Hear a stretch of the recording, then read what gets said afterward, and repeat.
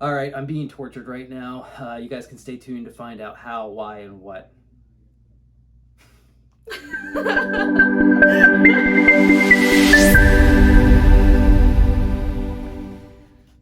Justin, Yes. I'm here to ask you some questions, and I'm not leaving until I get some answers. All right, Justin, I'm just going to hop right into the questions, okay? Sure. So, what would you say are the essential components of a good, web content? I think the most important thing is actually that the people that are putting it together enjoy it. So I've found people that really like to write, they do better when they're writing. There's people that really enjoy graphic design work, they do better when they're putting together their graphic design. When you get to spend an hour or 2 hours or 3 hours crafting your marketing and you're having fun doing it and you're thinking about your business, that's when people are the most successful. That and posting.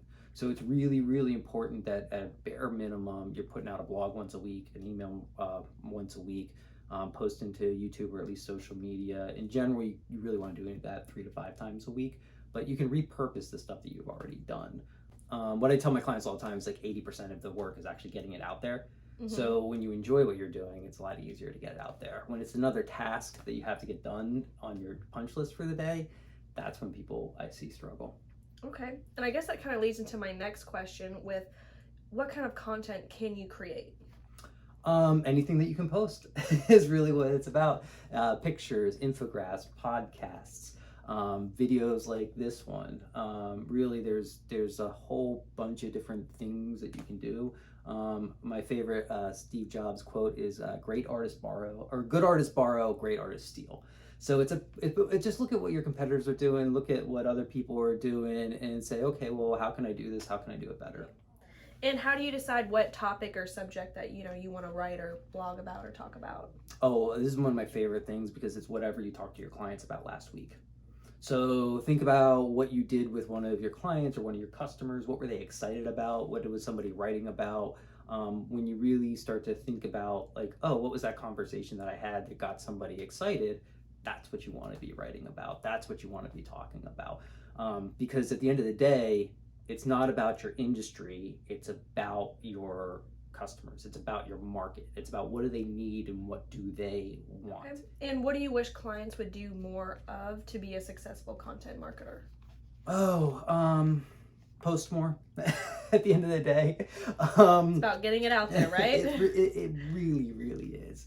And I'm like a shoemaker's son when it comes to that sometimes. It's like you want everything to be like perfect. Mm-hmm. But in reality, people are scrolling. They're not, if they're going to take a deeper dive, they're going to click and they're going to go onto your website. And that's where you want to make sure that everything is really tight.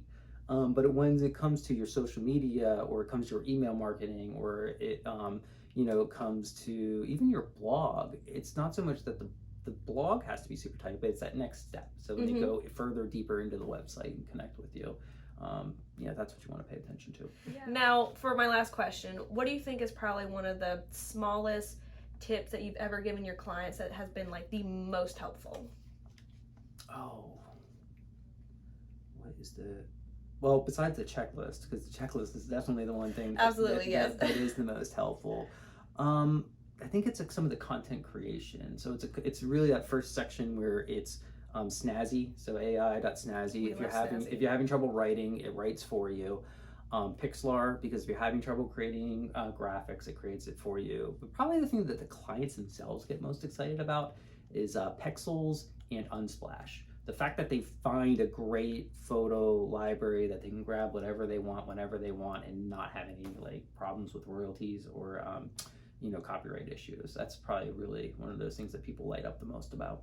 Absolutely, everyone gets excited for those free pictures. Everybody loves their free pictures. Yes, absolutely. Well, that is all the questions that I have for you today. Thank you for sitting through this with me and answering the questions. Well, thank you so much, and this is such a great idea. So for those of you out there, Bria was like, I've got a great idea. I want to sit down and interview Justin and make all this kind of happen. Yeah, and of course, if you see this video and you can think of, any more questions you'd like to ask Justin, I'd like to pass them through to him, through me, and we'll keep the torture going. We definitely can. Absolutely. All right. Well, I am Bria with Web Education Services. I am Justin with Web Education Services, and if you need anything, you know how to reach us.